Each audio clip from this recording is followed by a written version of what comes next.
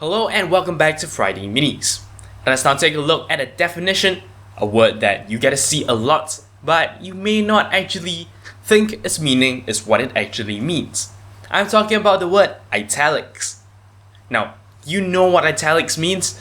Every time you actually click on that button, all your text goes like that.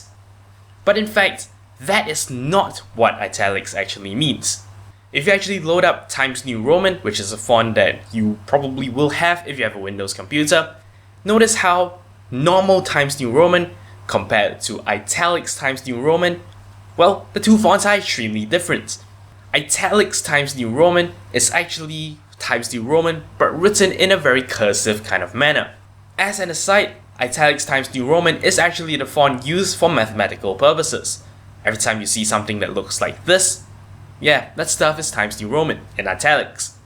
Anyway, back on topic, many of the other fonts, when you actually click on the italics button, you realize that it's really the same font. It's just that the font now gets skewed in a direction. In fact, strictly speaking, those fonts are not italics. Those fonts are oblique. An oblique font is simply taking a font and skewing it to one side. In fact, when you use the term italics, you are saying you want a cursive version of that font.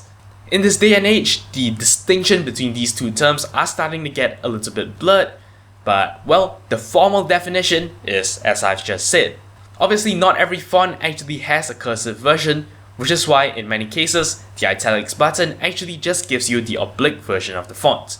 Well, that basically wraps it up for this episode of Friday Minis. I hope you learned something today, and until next time, you're watching 0612 TV.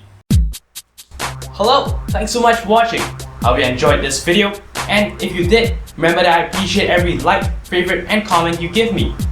If you'd like to see more from me in the future, don't forget to subscribe to this channel. And for more updates outside of YouTube, don't forget to follow me on Twitter at 0612TV. Once again, thank you very much for watching, and I'll see you guys next time.